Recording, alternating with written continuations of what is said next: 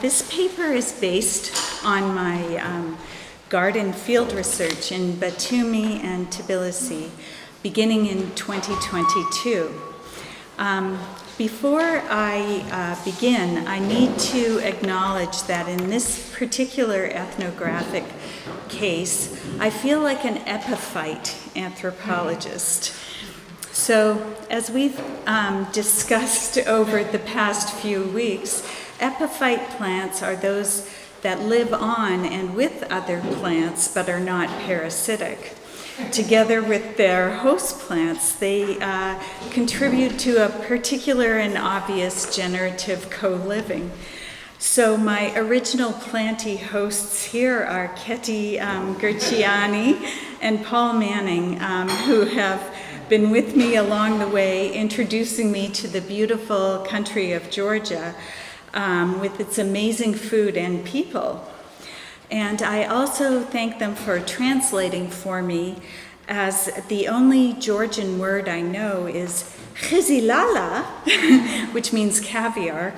And although this has proved surprisingly effective in eliciting all manner of responses, it does have its limits. I first visited Batumi, a port city on the coast of the Black Sea, in 2022. And I was charmed by this city. It's not the world's most beautiful city, but it's got a fabulous cosmopolitanism, Muslim calls to prayer, and church bells in the old city. There are buildings from the 19th century, apartment blocks from the socialist era, along with a remarkable number of shiny new condo buildings, many appearing entirely unoccupied. Some give off an air of decay, even though they are clearly new constructions.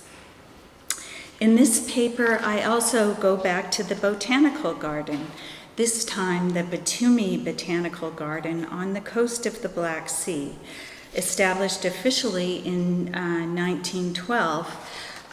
And then I will contrast it to the newly established Garden of Giant Trees, a private garden of the billionaire Bidzina Ivanishvili, who served briefly as Georgia's prime minister for the Georgian Dream Party and is widely believed to be the power behind the current government.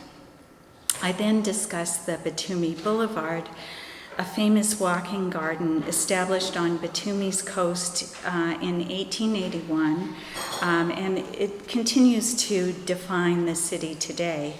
And I then offer a brief consideration of the recent extensions of the Batumi Boulevard to the north and to the south, and it switches where the Batumi Boulevard switches its traditional emphasis on plants to unusual architecture, modern exercise spaces, funhouse entertainment, and more terraforming for an imaginary future. I end with some discussion of the recuperation of old architecture from the 19th century and the socialist period, so this recuperation of architecture with plants, giving examples from the Rooms and Stamba Hotel Group. So, Batumi Botanical Garden.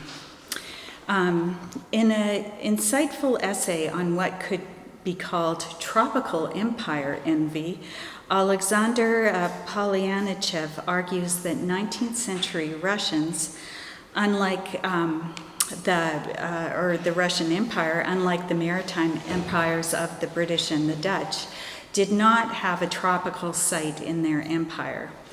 The British and the Dutch empires allowed them access to tropical plants and seeds, which, as noted in my previous paper on Singapore, were desired as plants that could be turned into lucrative commodities. They also provided desired ornamental plants to project an exotic in their homelands. So tropicality indicated the expanse of the empire, but if the empire wasn't in the tropics, one could invent it. The Russians decided to create their own tropics in the South Caucasus through creating an imaginary subtropic, something that happened to a certain extent in Florida and California. As Polyanichev argues, it was in the South Caucasus where imperial botanists, agriculturalists, and upper-class settlers invented Russia's own tropical domain. This project, fueled by imperial imaginary and hubris, as all empires are, went forward with some success and a lasting alteration of the region, despite its considerable distance from the actual tropical zone. The concept of tropics was a traveling one, and it traveled most successfully to Russian Sochi, but found its final home in Batum, now Batumi, on the Black Sea, close to Turkey. In the wake of the Russian Empire's war with the Ottoman Empire in 1877, Russia annexed the town of Batumi and the whole adjacent area after the war. And this is Polyanichev I'm citing.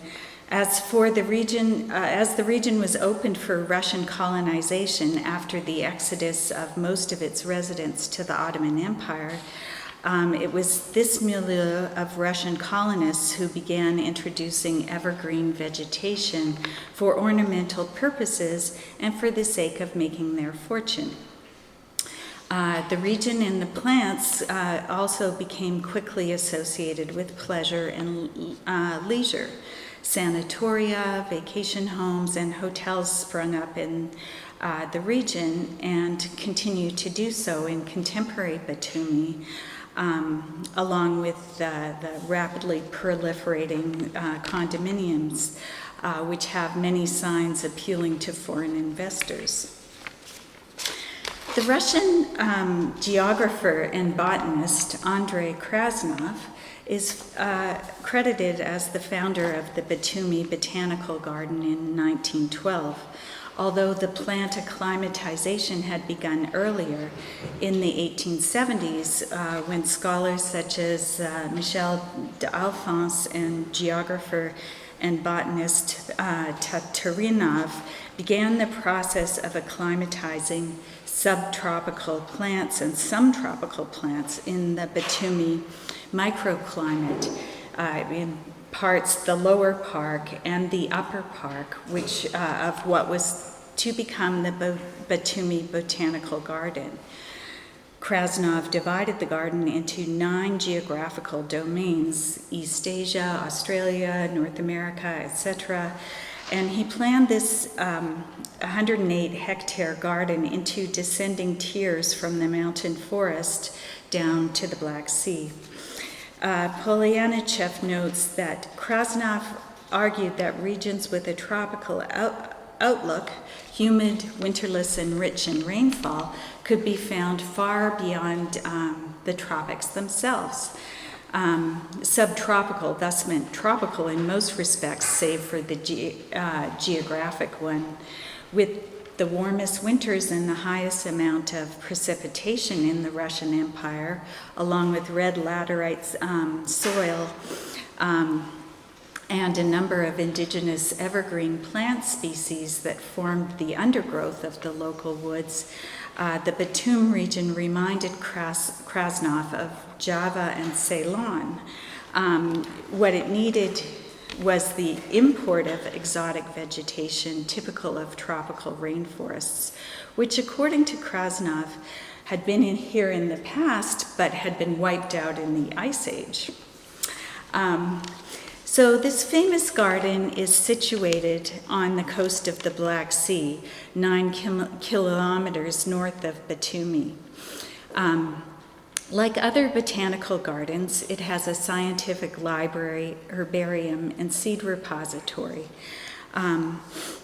described in the formal texts in the garden and on the garden's website is how the process of plant acclimatization was done in appropriate spaces in the garden, including varying heights, trying to situate certain plants in the appropriate spaces, in the appropriate microclimates.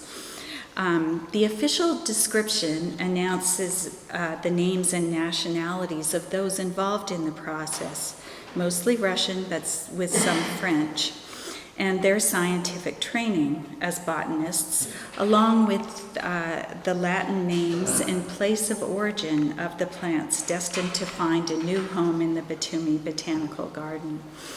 Little commentary is evident on the website as to the colonial aspect of the Russian involvement in the garden, although now, given the Russian invasion of Ukraine, concern about another round of Russian colonization is haunting, especially given the current Russian sympathetic Georgian government, who many of our friends and colleagues have protested every day since the election a year and a half ago. Okay, so these are some images of the garden. Using the landscape. Regardless of their origin, the gardens of the Batumi Botanical Gardens have become proudly Georgian and valued for their beauty by locals and foreigners alike. The planning of the garden takes advantage of the Black Sea.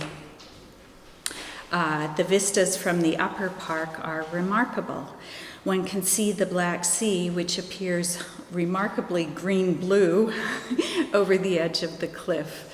The garden leaps the garden wall, in another reference to the 18th century gardener William Kent's landscape innovation.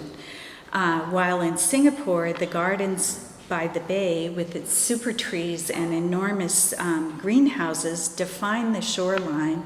In the case of the Batumi Botanical Garden, the garden leaps to the ocean view.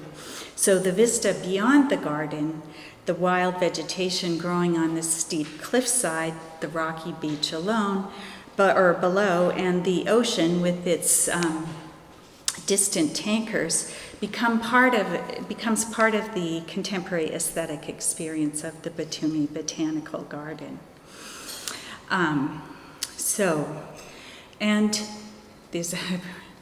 There we go. Just a few more images. The other thing I have to confess here is that my slides might be in the wrong order because of a technical difficulty this morning, but I'm just grateful we have slides at all. So remember this picnic spot. I'll mention it later in the paper. And this is a spot where you can fetch spring water should you need it. This elegant garden stands in distinct contrast to the Garden of Giant Trees, which is 45 kilometers north of the Batumi Botanical Garden. It is a 60-hectare garden on the estate of billionaire oligarch Bidzina Ivanishvili. In a recently published paper,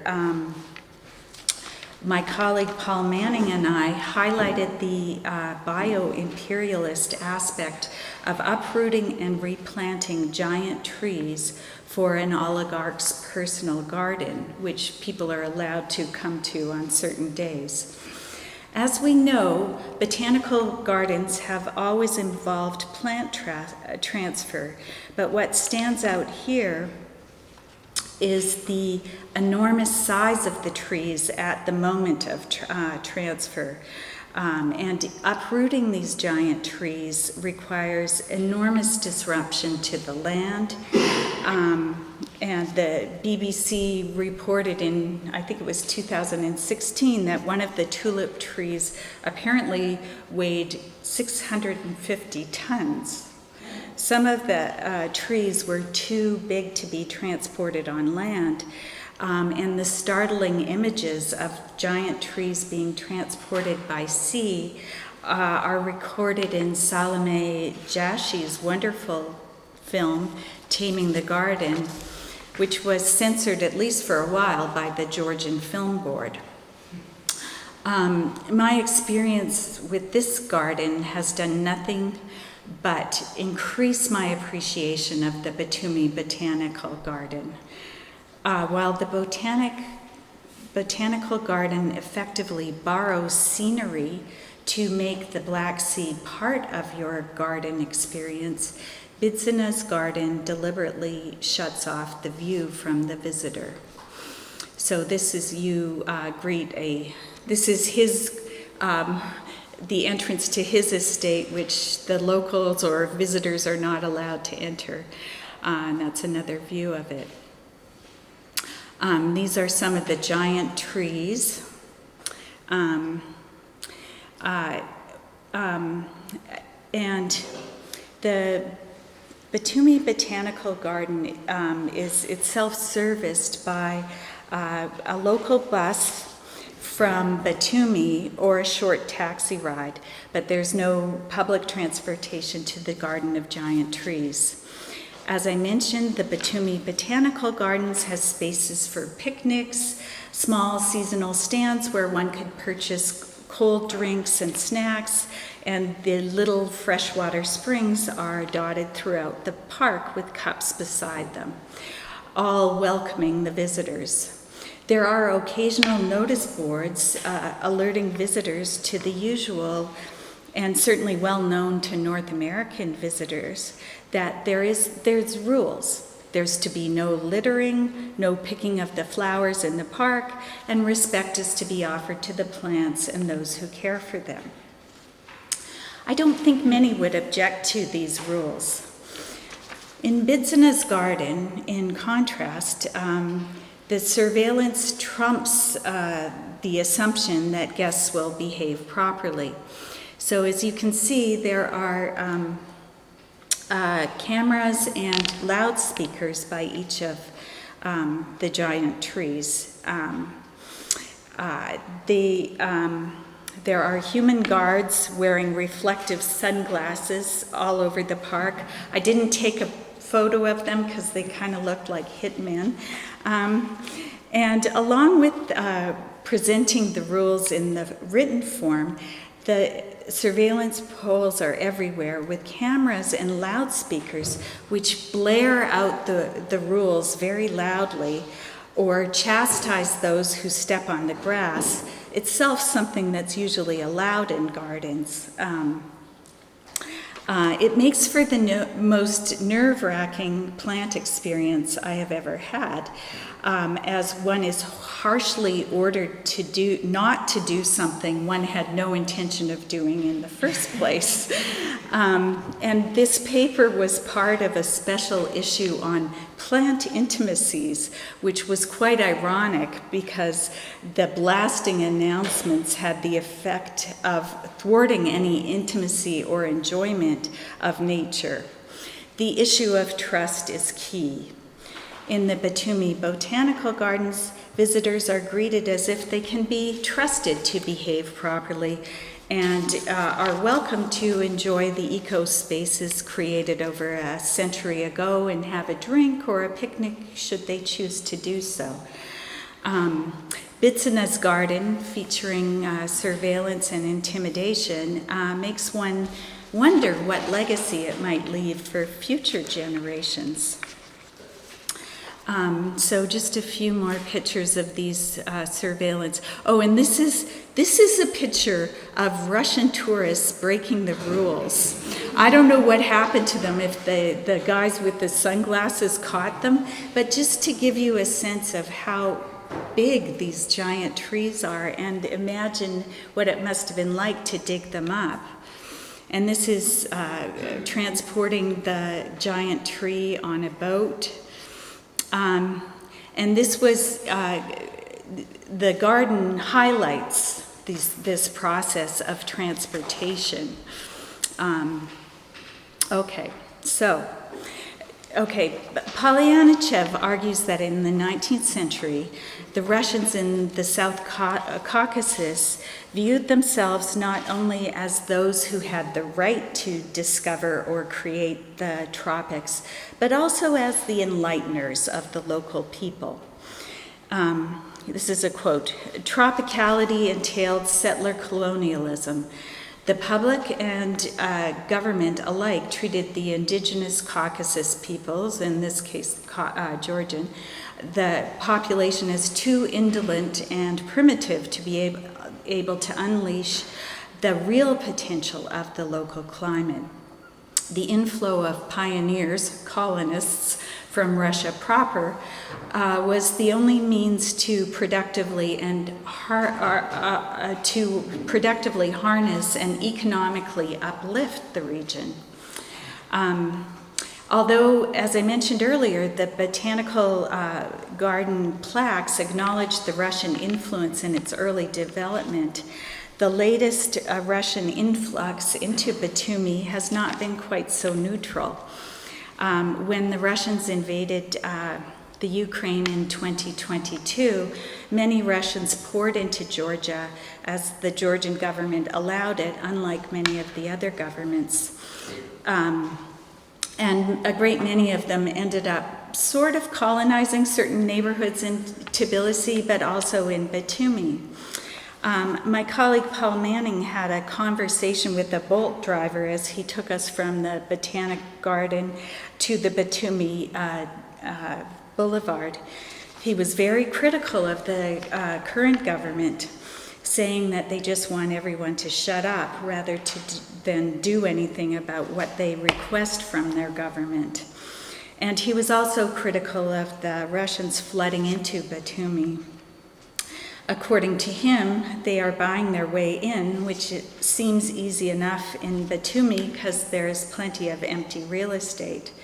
He said they were embodying colonialism with a smile. Silit. Sorry for my pronunciation. According to one of our colleagues who teaches in Batumi, when they arrived, the Russians started complaining about how the Georgians knew nothing of coffee. And now they are bringing new enlightenment to the colony in the form of Russian coffee. The fame of Russian coffee escaped many of us, but this gift of Russian coffee is evident in the upsurge in Russian coffee shops, both in Batumi and Tbilisi. And Keti Gerciani, our brilliant observer, noted that they tend to be painted white, very minimalist, and for some reason featuring outdoor mirrors. And after Keti told us this in Tbilisi, we saw it everywhere in Batumi. Despite the urban transformations imposed on Batumi under various governments, the Batumi Boulevard, established in 1881, has been a valued constant of the urban landscape. Batumi was a provincial port of the Ottomans from 1703, but was annexed to the Russian Empire after the Russian-Turkish War in 1877. After a brief spell of independence from 1918 to 1921, Georgia was incorporated into the Soviet Union, where it remained until the 1991. Architect Susie Harris-Brantz has noticed that after the disintegration of the USSR, some states outside of the old Europe proper began a campaign to join the European Union. One of the strategies they used was through architecture, and this was prominent after what has been called the Rose Revolution in Georgia, where the American-educated Mikhail Saakashvili, president from 2004 to 2013, actively supported architecture that he thought would Europeanize Georgia. According to Harris-Brantz, his goal was to transform the city of Batumi into a contemporary European-style tourist destination on the Black Sea. And he focused on the reconstruction of portions of the old city and the new development, sort of the extension of the seaside boulevard. At one point, he posited that Batumi could be Switzerland, and at other moments, he posed Singapore as a model because it is a thriving and successful port city and a successful global capitalist center that is a comfortable spot for Westerners. During the Saakashvili regime, Harris Brants argues that the attempt to transform Batumi into a prosperous westernized port city was rushed, haphazard, and with little government coordination. In this sense, it could not be further from Singapore. As I talked about last week, the architectural projects and the garden projects, which are part of the wider Singaporean strategy to become the westernized capitalist city in Asia, are highly regulated by building codes. In Batumi, despite the lack of coherence, the new buildings shape the boundaries of the city in memorable ways, although some have questioned whether these new constructions help the goal of presenting Batumi as a westernized capitalist hub. However, they are memorable. For instance, I'm going to come back to the Alphabet City because I don't know where the photograph is of it. Okay, so onto the Batumi Boulevard and plants. This is a photo from 1910. This is a statue of Jason Gorziani, who's considered one of the origin founders of the garden. The French gardener Michel d'Alphonse is remembered on a plaque beside his statue as the kind genius of the Batumi coast. And he is credited with fashioning it in the style of French seaside walking. Apparently, for a time, it was known as Little Nice, according to the boulevard's official page. And it is a wonderful place for walking. And is popular by both locals and tourists, although they are not here in these these photos.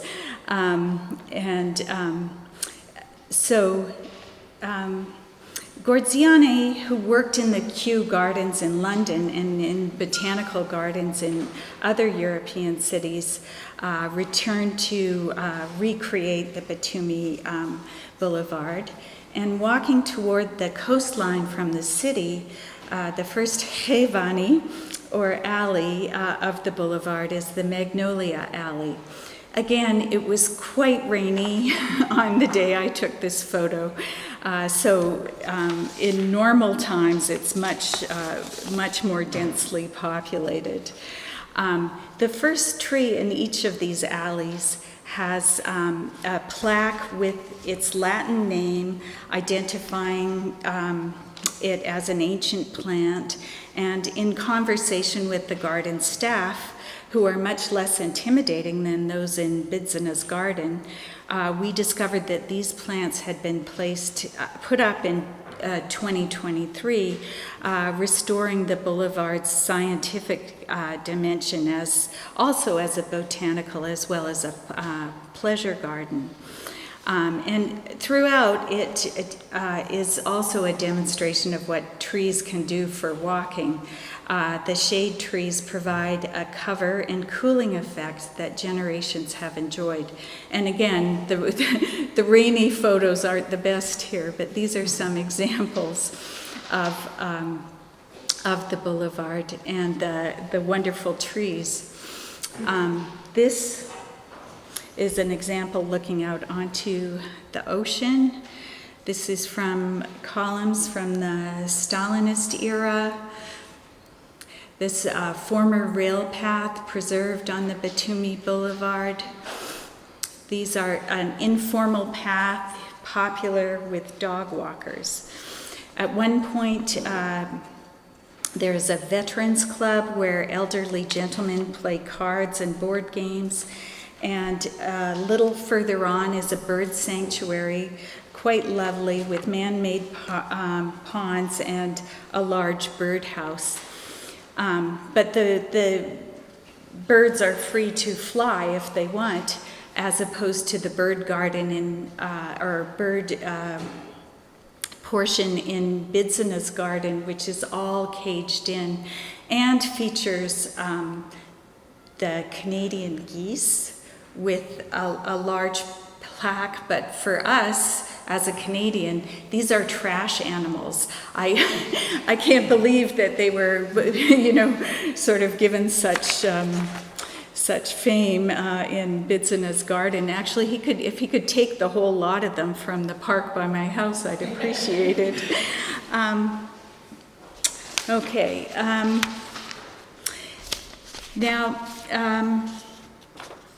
So you've seen the bamboo garden from the Soviet era, which was at a late socialist enterprise that was, I think, planted in the 1970s, but it has become an essential part of the garden. Pines and the like. And each layer is straight with well-trimmed trees shading the well-maintained paths with benches in the shade. The 7-kilometer south extension was done under Saakashvili's government, and the beach alley was not only lengthened but widened. Between the last tree-lined path and the beach beach front strip, there is a newly paved and painted bike and scooter path, very popular, especially on warm days. So no one is there because it was cold in May, but usually there's a number of people enjoying this part of the infrastructure. Less popular is a particular kind of everyday infrastructure, the public bench, which distinguishes the Batumi Boulevard, the old Batumi Boulevard from the new. As you may have noticed, the older benches in the older part of the Batumi garden are wooden with iron frames, and even if they're a bit warm, are comfortable and provide a shady, comfortable seat for those who want to rest after their walks. The new public benches are either concrete or metal and exposed to the sun. This concrete designed to look like bricks. Another one of my technological problems was not being able to switch it in the appropriate direction. But this part of the boulevard does not highlight plants like the original one did, aside from a line of newer palm trees. The palm trees were among the 10,000 gifted to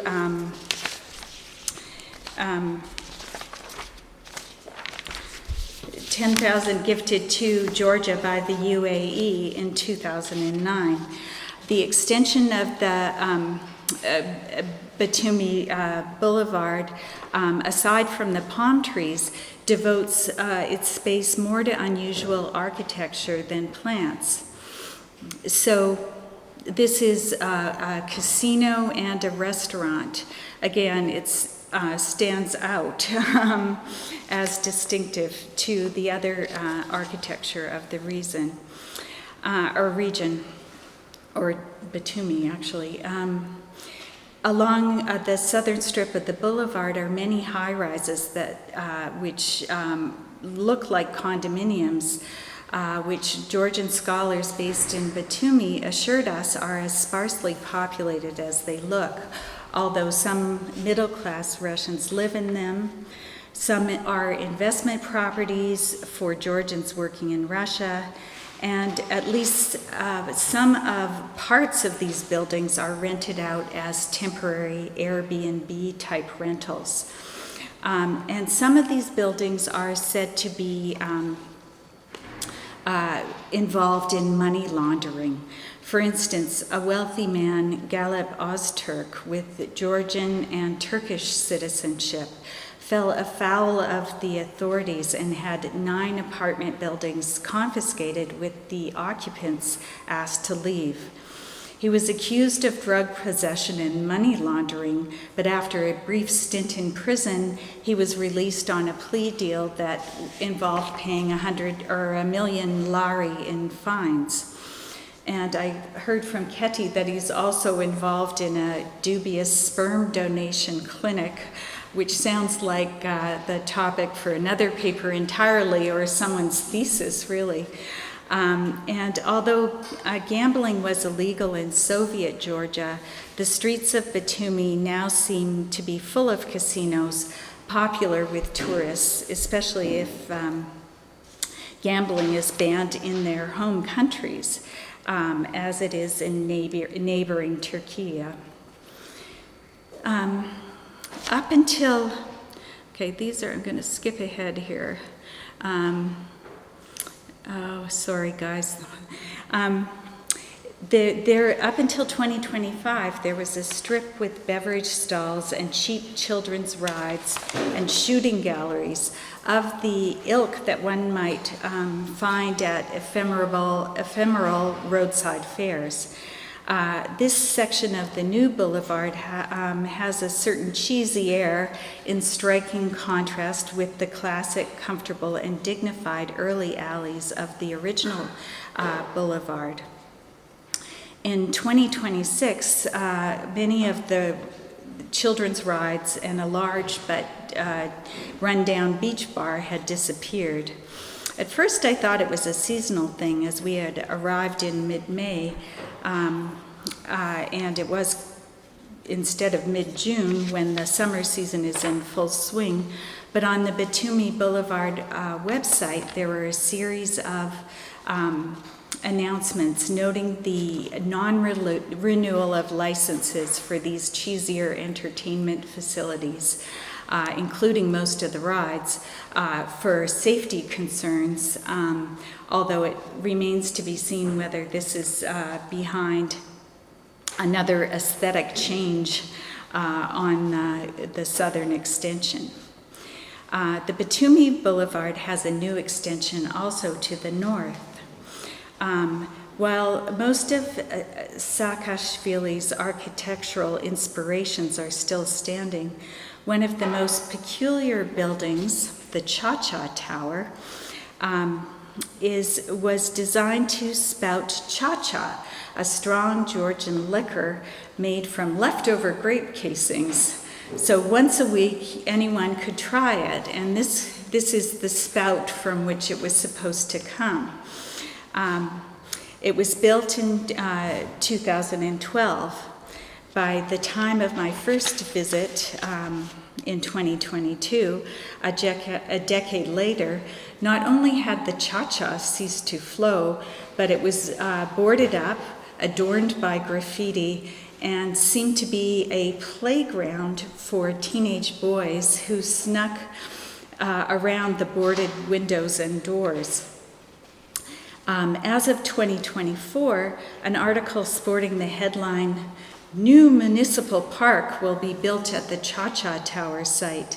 And this park was designed by the Danish architecture firm, landscape architecture firm Masu Planting, and in tandem with a high tower that has yet to be built.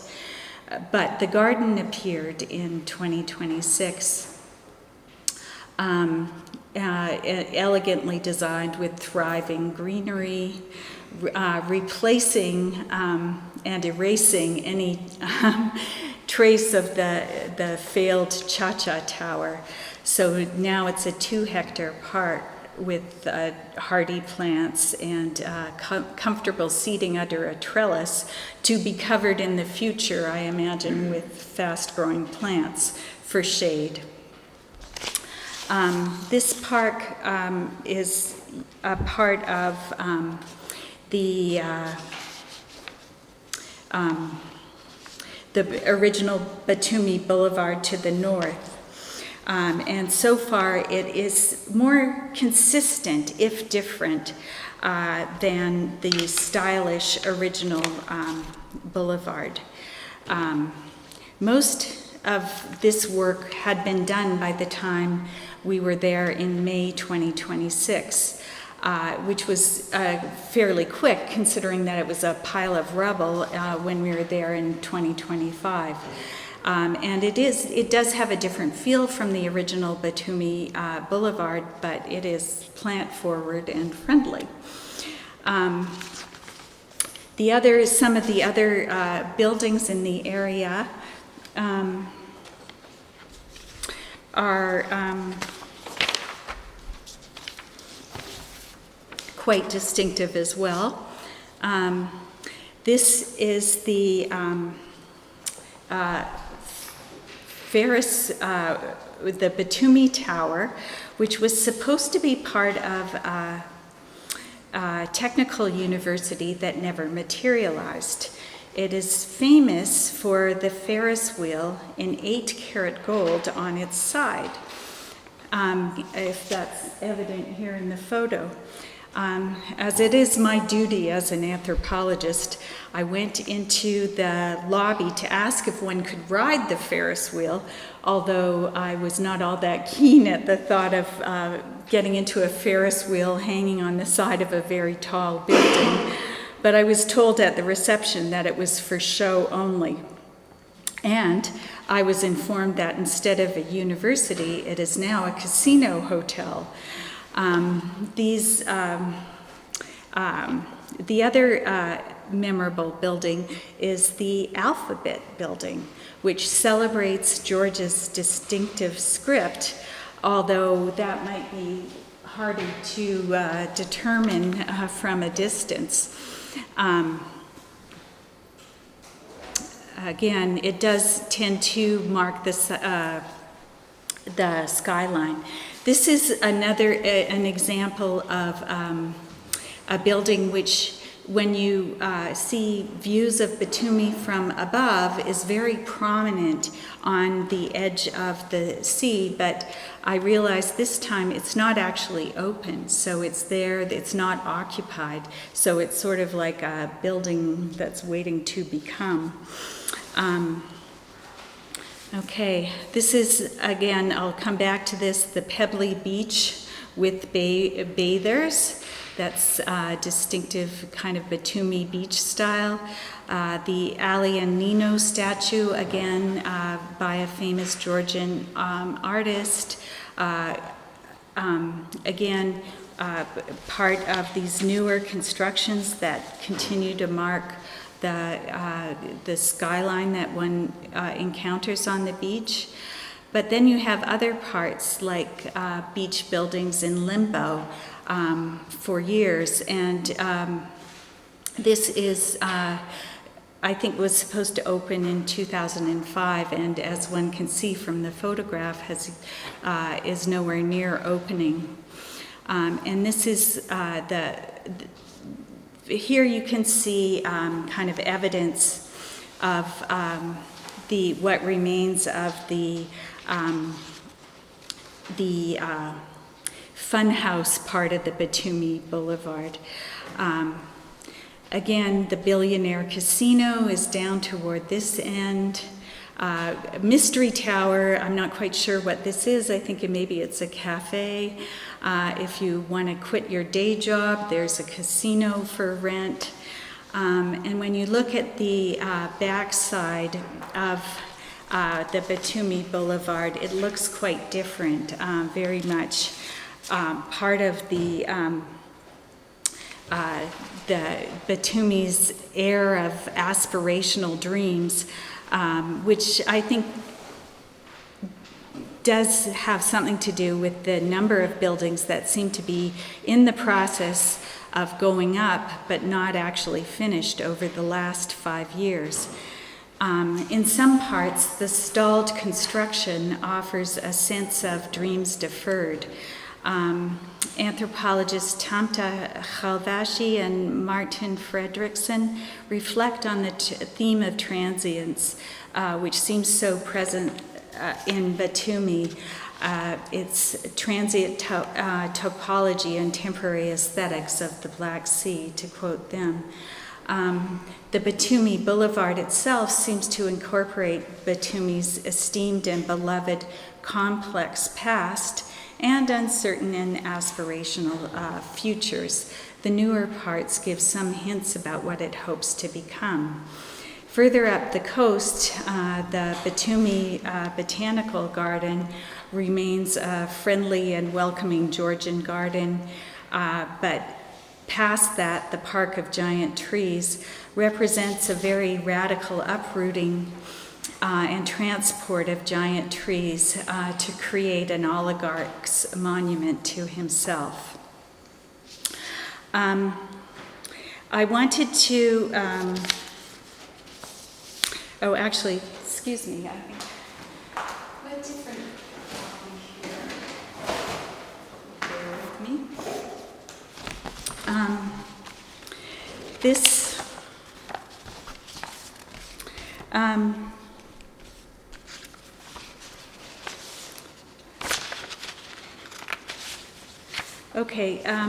One similarity to Singapore is a new terraforming project, which has yet to be completed. So this is not actually there.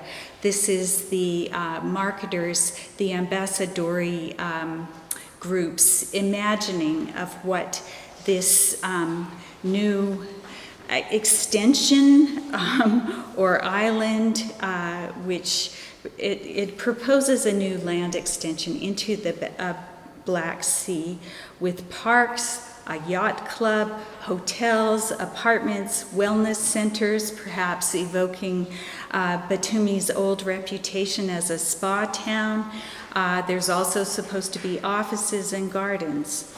On its website, it claims that it will be a sustainable ecosystem adapting to natural features of the terrain. The project is nowhere close to the imagined final version. This is another advertisement. But the terraforming part of it has begun. As I mentioned last week, while Singapore's sand extraction for reclaiming land, which really is about creating land, the sand that they are using comes from its neighboring countries. This Batumi project extracts material from nearby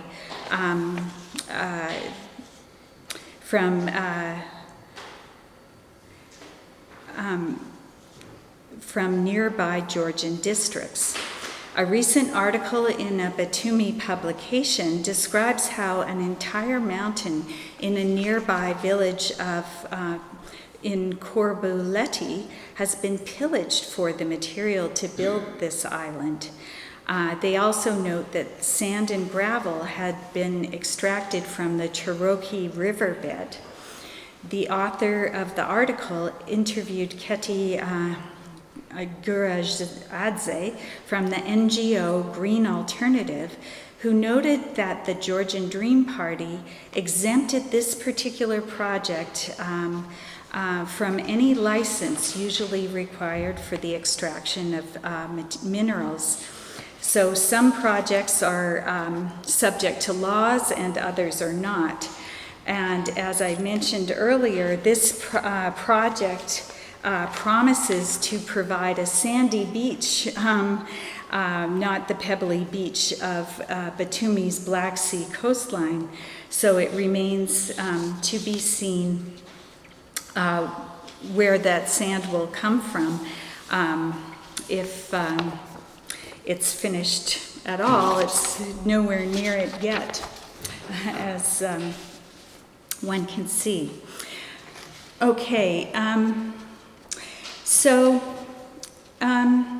want to close with another distinct example of plants in Georgia, which is, I take examples from the Stamba Hotel in Tbilisi and the Rooms Hotel in Batumi.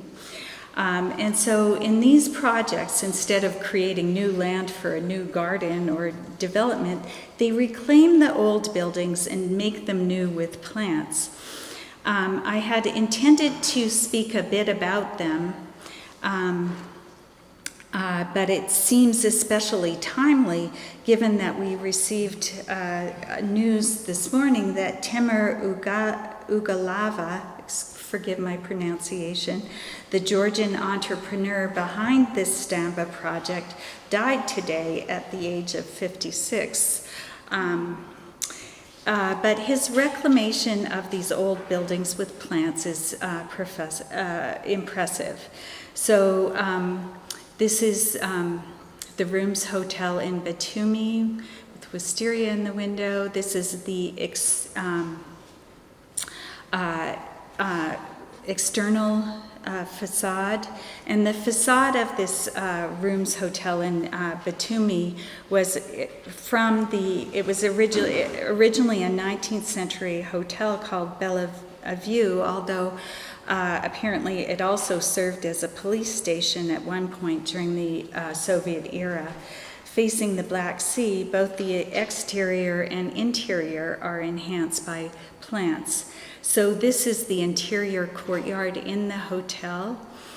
These are what they've done on the sides of the building. In Tbilisi, the Stamba project is on a main street, Kostava Street. In its past life, it was a former printing house, which my colleague Paul Manning, who has done field research in Georgia for the last 3 decades, said used to smell like pee and cigarettes. But now it's something else again. These are it's a view from the outside of it. Ketty this morning alerted me to a lovely tribute from Nata Peradze, a guerrilla gardener, noted that when they began the renovation of this printing house, beginning the transformation of it from a printing house that's kind of smelly to a Stamba hotel and the D block workspace, 4 trees would have to be destroyed. But Nata noted that in their first meeting with Ugalava, he agreed to prioritize the trees. In her small eulogy, she thanks him for his support of the guerrilla gardeners. And throughout the space, you can see it's very plant forward. So this is in an interior restaurant. This is a view looking down, so they took out some of the floors so that the plants could have access to the light. This is the view out toward the street from Stamba's D block, which is a delightful workspace, although it sounds like an American prison wing, but is really a great space to work. This is when you look up, you see the plants adorning the old concrete. Really creative, I think, use of them. Stamba looking down. And this is in the basement. So that you can see the workspace in the basement has this wonderful natural light.